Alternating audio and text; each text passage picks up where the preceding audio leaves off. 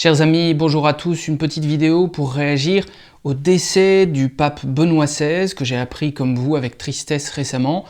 Le cardinal Ratzinger avait été un personnage très important pour l'Église au XXe siècle et au début du XXIe siècle, comme pape Benoît XVI, où il a été donc sur le trône de Saint-Père entre 2005 et 2013, après 25 ans de pontificat de Jean-Paul II, et avant le pape François. Alors j'aimerais faire une petite vidéo rapide, un peu spontanée, pour vous partager d'abord trois bons souvenirs que j'ai avec ce pape, et puis 3 livres parmi toute sa grande bibliographie, pour que vous puissiez avoir aussi un conseil de lecture, pour recevoir, lire et digérer un peu cet héritage théologique extraordinaire que nous laisse le pape Benoît XVI.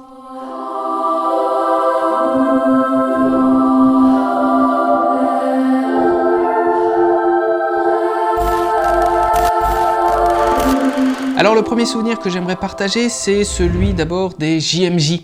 Parce que vous savez, cette année, on se prépare aux JMJ, on va partir à Lisbonne, au Portugal, avec les jeunes du diocèse de Paris et de tous les diocèses du monde entier en fait.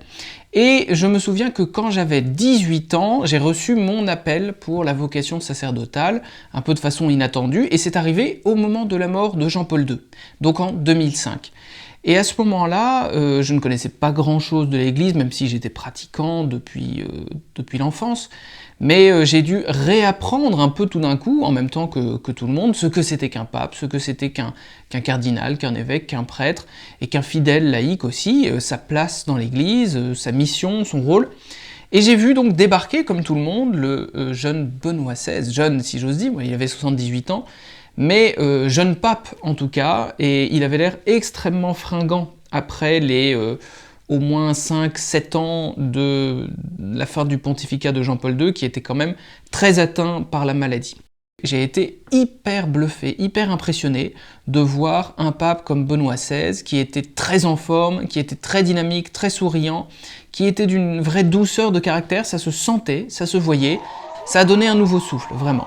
Peut-être contre toute attente pour certains, mais ça a donné un vrai nouveau souffle, et je l'ai ressenti personnellement. Je me souviens très bien qu'on se baladait dans les rues de Cologne le soir, la nuit tombée, avec les jeunes de mon groupe, et je n'en revenais pas en fait d'être dans la même ville que le pape à ce moment-là. Je me disais, mais c'est incroyable, le pape est tout près de nous, à quelques centaines de mètres.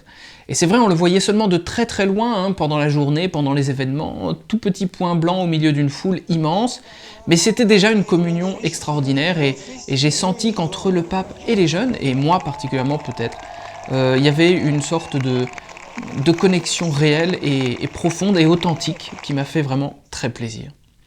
Le deuxième souvenir, c'est un souvenir plus direct encore, parce que moi j'ai servi la messe toujours dans la perspective de la vocation. Je cherchais un peu des lieux pour pouvoir rencontrer Dieu et pour pouvoir être accompagné, et donc j'ai servi la messe à Notre-Dame, bien avant l'incendie, puisque c'était justement à partir de 2005, à peu près au moment où j'ai eu mon appel sacerdotal.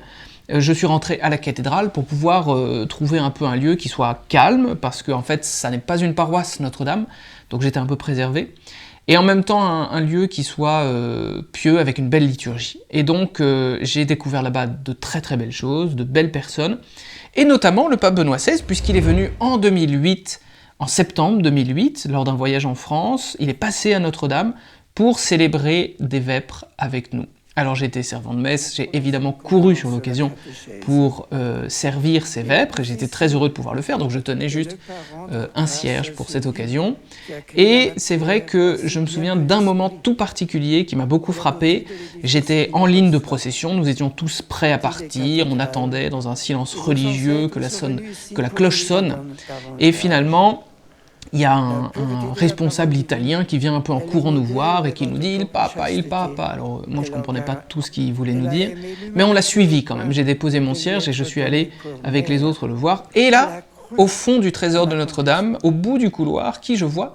Le pape Benoît XVI qui salue les employés et les bénévoles de la cathédrale les uns après les autres.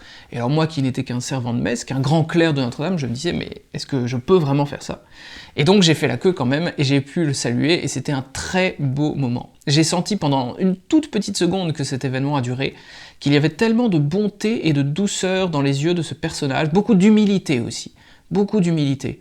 Un homme qui se mettait vraiment à notre hauteur, qui nous accueillait, qui voulait nous connaître, enfin c'était quelque chose de très bref, mais vraiment très intense, comme on dit. Un très beau souvenir à Notre-Dame avec Benoît XVI, dans ces belles vêpres qui étaient chantées ce jour-là, en septembre 2008. J'avais 22 ans, mais j'étais très heureux de ce court privilège. Le troisième souvenir que j'aimerais vous partager, c'est celui de sa renonciation, parce qu'un pape ne démissionne pas, mais il va renoncer, il peut renoncer, et Benoît XVI, très courageusement, il faut dire, nous l'a rappelé, en prenant appui sur la tradition d'ailleurs qui existait précédemment dans l'Église. Alors ce jour-là, j'avais 26 ans, et c'est très drôle parce que j'ai appris sa renonciation le jour où je signais mon contrat de travail, où je travaillais en finance à ce moment-là, et c'est vrai que j'étais à la Défense, j'avais le contrat sous les yeux. La personne qui m'a tendu le contrat n'avait pas de stylo, elle est partie dans une pièce à côté pour en chercher un, et pendant qu'elle était absente, j'ai reçu un texto me disant « Le pape Benoît XVI a annoncé sa renonciation ». Alors j'étais très surpris, j'en revenais pas, et plus tard, bien plus tard, quand j'étais au séminaire, j'ai réfléchi à tout ça à nouveau, et je me suis dit « Mais en fait, est-ce que c'était pas l'occasion pour Dieu de me dire aussi, voilà, tu as été appelé au sacerdoce et tu as repoussé un peu cet appel pendant plusieurs années, et finalement tu es sur le point de signer un contrat de travail, donc de t'engager dans la vie civile classique. Le pape s'en va, il a servi l'Église humblement, avec toute sa force pendant des années, jusqu'au bout de sa force même, et toi qu'est-ce que tu fais? Le Seigneur t'a appelé, que fais-tu? Et donc ça m'a remis entièrement en cause, et je me suis dit mais comment servir? Et finalement, quelques mois plus tard, je suis rentré au séminaire, après beaucoup de réflexions, après un retour de cet appel du Seigneur, qui était un peu en sommeil pendant quelques années. Donc ça, c'était vraiment un moment important pour moi, et donc je veux vraiment remercier Benoît XVI qui, par toute sa vie, par toutes ses actions, finalement, a eu une influence considérable sur mon parcours et même sur mon appel. Alors, chers amis, dans cette deuxième partie, j'aimerais simplement vous conseiller rapidement 3 livres de Benoît XVI. Vous voyez qu'il en a écrit beaucoup. C'était un grand intellectuel, un grand théologien qui avait cette capacité extraordinaire de rendre accessible un langage souvent très mystérieux, voire inaccessible pour tellement de personnes. La théologie, la liturgie, la morale, un homme extraordinaire qui a beaucoup aidé l'Église sur ce terrain intellectuel et pastoral au XXe siècle et au XXIe siècle. Alors, je n'ai qu'une petite sélection de livres de Benoît XVI dans ma bibliothèque, il en a écrit bien plus, il y a aussi les encycliques qui sont toutes importantes, mais j'aimerais vous en conseiller quand même 3 parce que parmi ceux qui m'ont touché, qui m'ont marqué, eh bien, il y a un héritage pour vous aussi, qui puissiez approfondir un peu la foi chrétienne. Alors, le premier livre que j'aimerais vous conseiller, c'est un livre d'entretien, parce que c'est le plus accessible. Celui-ci s'appelle Le sel de la terre, mais il y en a d'autres, comme par exemple « Voici quel est notre Dieu ». Les deux sont assez compatibles, ils vont tout à fait ensemble, parce que Le sel de la terre a ceci d'intéressant que, ayant été écrit par le cardinal Ratzinger, il n'était pas pape à cette époque, eh bien c'est un livre d'entretien avec un journaliste, Peter Sewald, dans lequel il va parler de sa vie, notamment. Donc c'est très accessible et très intéressant. Il raconte ses années quand il était jeune professeur, et puis quand il est devenu évêque, et puis cardinal à la doctrine, à la Congrégation pour la doctrine de la foi, où il a eu un si grand et si important travail pour l'Église. Et puis il parle aussi de tous les défis, l'Église du XXIe siècle, l'Église du XXe siècle à cette époque. Également cette partie donc « Voici quel est notre Dieu » où il aborde plus fondamentalement les questions relatives à Dieu, le Père, le Fils, l'Esprit Saint et l'Église aujourd'hui. Le deuxième livre que j'aimerais vous proposer, c'est un livre qui a beaucoup changé les choses pour moi, c'est « La foi chrétienne, hier et aujourd'hui ». Alors c'est un livre qui a été écrit par Ratzinger il y a très longtemps, hein, quand il était encore dans les années 70 il me semble, et c'est un livre qui résume un peu son enseignement comme professeur en théologie. Alors le livre s'appelle, dans son titre original, « Introduction au christianisme », et en effet, c'est une très belle et très dense introduction au christianisme. Alors vous le voyez, j'ai fait plein de petites notes partout, parce que c'est quand même très très très dense, hein. Je dois vous prévenir, c'est quand même d'un niveau théologique élevé. Il y a beaucoup de références à la philosophie, beaucoup de références aussi à l'époque, la façon dont on voyait la foi à ce moment-là et dont on la comprenait et dont on essayait de la transmettre. Mais c'est un livre très dense, très beau, avec énormément d'occasions de creuser les choses d'un point de vue théologique. Et puis, le dernier ouvrage que j'aimerais un peu vous présenter, je ne pouvais pas l'éviter, c'est évidemment la trilogie de Jésus de Nazareth.